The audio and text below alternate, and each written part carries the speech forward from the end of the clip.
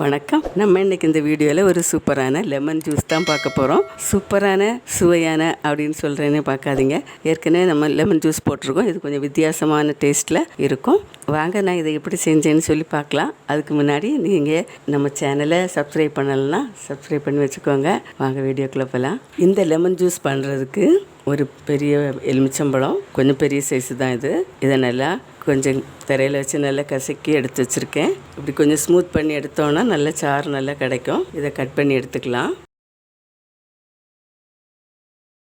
இதில் இருக்க விதையெல்லாம் எடுத்துடலாம்.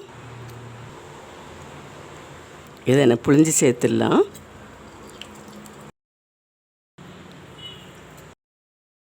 ஒரு சின்ன துண்டு இஞ்சி பொடியாக கட் பண்ணி வச்சுருக்கேன். இதை இதில் சேர்த்துக்கலாம்.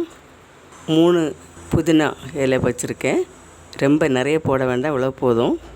1 டீஸ்பூன் அளவு இருக்கும். தேங்காய் துருவல் வச்சுருக்கிறேன். இதையும் இதில் சேர்த்துக்கலாம். இதோட நம்ம இனிப்புக்கு தகுந்தபடி சர்க்கரை சேர்த்துக்கலாம்.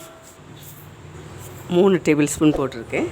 கொஞ்சமாக உப்பு சேர்த்துக்கலாம். 2 பிஞ்ச் உப்பு இதையும் சேர்த்துடலாம். இப்போ இது கூட கொஞ்சம் தண்ணி சேர்த்து நல்லா அரைச்சிடலாம். ஃபஸ்ட்டில் இவ்வளோ தண்ணி போதும். இதை அரைச்சி எடுத்துகிட்டு வந்துடுறேன். இப்போ நான் அரைச்சிட்டு வந்துட்டேன். இதோட நம்ம தண்ணி சேர்த்துக்கலாம். இது கூலிங் வாட்டர் தான். நான் ஐஸ் க்யூப் கூட போட்டுக்கலாம். இப்போ நம்ம இதை வடிகட்டி எடுத்துடலாம்.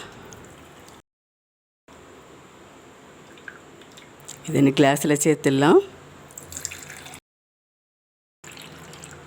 ஒரு வித்தியாசமான சுவையில் நம்ம சாதாரணமாக தேங்காயெல்லாம் போட்டு லெமன் ஜூஸ் பண்ண மாட்டோம். கொஞ்சம் டேஸ்ட்டாகவே இருக்கும். இது இந்த சம்மருக்கு நீங்கள் இதை ட்ரை பண்ணி பாருங்கள். உங்களுக்கு பிடிக்கும்னு நினைக்கிறேன். உங்கள் குழந்தைகளுக்கு பிடிக்கும். வீட்டில் நீங்கள் செய்து பாருங்கள். இவ்வளோதான், சூப்பராக ரெடி ஆயிடுச்சு. இப்போ நம்ம சூப்பராக ரெடி பண்ணிட்டோம். இவ்வளோதான். மறுபடியும் ஒரு நல்ல ரெசிபியோட நான் உங்களை சந்திக்கிறேன். மறக்காமல் லைக் பண்ணுங்கள், கமெண்ட் பண்ணுங்கள், சப்ஸ்கிரைப் பண்ணுங்கள். நன்றி. God bless you.